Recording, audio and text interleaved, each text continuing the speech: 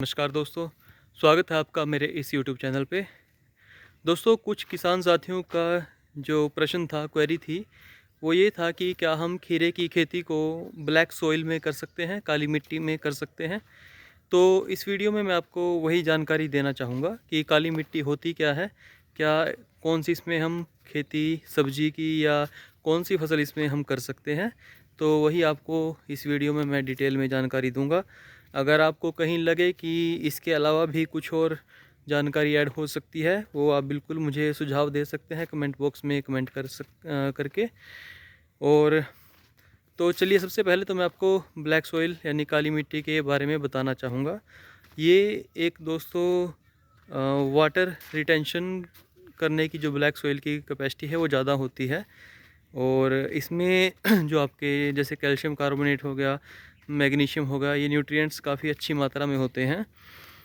तो जैसे मॉइस्चर इसमें रिटेंशन करने की कैपेसिटी ज़्यादा है वाटर रिटेंशन की, तो इसका मतलब है कि जैसे ही बरसात पड़ती है तो ये जैसे जो इसके पार्टिकल्स हैं, मिट्टी के छोटे छोटे कण हैं, वो आपस में जुड़ जाते हैं बिल्कुल, और एक चिकनी सतह बना देते हैं। तो जिससे क्या होगा, आपका मान लीजिए जैसे बरसात हुई ज़्यादा, तो खेत में पानी आपका, खेत सोखेगा नहीं उसको जल्दी से, और जो है वाटर आपका इकट्ठा हो जाएगा खेत में, क्योंकि वाटर रिटेंशन इसकी कैपेसिटी ज़्यादा है। तो जैसे ही बरसात पड़ेगी तो इसके पार्टिकल आपस में बाइंड हो जाएंगे और पानी को अंदर ज़मीन तक जाने से रोकेंगे।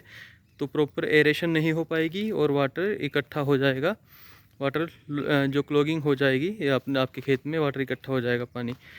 तो यही ब्लैक सॉइल होती है। इसको ब्लैक कॉटन सॉइल भी बोलते हैं, क्योंकि इसमें कॉटन जो है ये काफ़ी अच्छी होती है। कॉटन की जो फसल है वो काफ़ी अच्छी होती है ब्लैक सॉइल में। इसके अलावा शुगर केन की फसल भी अच्छी होती है, या फिर जो आपकी रूट क्रॉप्स हैं, जैसे आपका पोटैटो हो गया, आलू, प्याज हो गया, या आपके कैरेट हो गया, ये फसलें भी अच्छी होती हैं ब्लैक सॉइल में। तो अब इसमें बात आती है, जैसे क्वेश्चन आया था कि क्या हम खीरे की खेती ब्लैक सॉइल में कर सकते हैं। देखिए, कर तो सकते हैं, लेकिन जो खीरे की फसल है इसको प्रॉपर एरेशन चाहिए होता है, कि आपका खेत ऐसा हो कि पानी जैसे ही बरसात पड़े, ड्रेनेज सिस्टम अच्छा हो, मिट्टी का पानी का ड्रेनेज एकदम से हो जाए, पानी इकट्ठा ना हो खेत में। तो अगर बरसात नहीं होती है और सब कुछ ठीक है, फिर तो कुछ ग्रो कर सकता है खीरा। अगर बरसात ज़्यादा हो जाए, पानी इकट्ठा हो जाए खेत में, तो फसल को नुकसान पहुंच सकता है।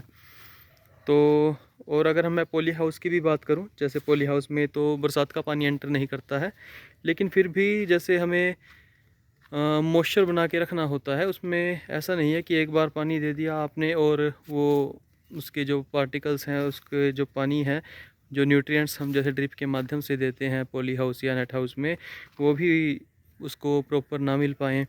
मान लीजिए हमें जैसे एक दिन छोड़ के कुछ फर्टिलाइज़र देना है, चाहे वो आपका NPK फर्टिलाइज़र कोई भी है, 0050 है, 05234 है, 1261 है, जो हम ड्रिप के माध्यम से चलाते हैं। तो ऐसा ना हो कि हमने जैसे आज खीरा लगाया, उसमें हमने जैसे पानी दे दिया ब्लैक सॉइल में, और वो काफ़ी दिनों तक उसमें ही ऐसे ही रहे पानी। तो क्योंकि अगर ज़्यादा पानी देंगे तो उससे भी बीमारी आने का ख़तरा रहता है, जैसे जो फंगस वाली बीमारियां होती हैं, जैसे डाउनी हो गया या इस तरह की बीमारियां। तो हमने वैसे कभी ट्राई नहीं किया सॉइल मिट्टी जो ब्लैक सॉइल में, क्योंकि अपने यहाँ ब्लैक सॉइल नहीं है। लेकिन जितनी मुझे जानकारी थी वो यही है कि मेरे जिस हिसाब से ये ब्लैक सॉइल का जो नेचर है, उसके हिसाब से तो खीरे की खेती करना इसमें मेरे हिसाब से तो फ़ायदेमंद नहीं है, और हो भी नहीं पाएगा। अगर हो भी गया तो उतना अच्छा रिज़ल्ट शायद ना मिल पाए आपको। फिर भी अगर आप कुछ सुझाव देना चाहते हैं, या अगर आपने कहीं पे प्रैक्टिकल किया है कि हाँ हो सकता है, तो बिल्कुल आप कमेंट बॉक्स में कमेंट कर सकते हैं, ताकि दूसरे किसान साथियों जिनका क्वेश्चन था ये कि ब्लैक सॉइल में खीरा हो सकता है कि नहीं, उनकी भी हेल्प हो सके। तो आप कोई भी सुझाव बिल्कुल दे सकते हैं। वीडियो अगर अच्छी लगे तो लाइक और शेयर ज़रूर करना दोस्तों। धन्यवाद।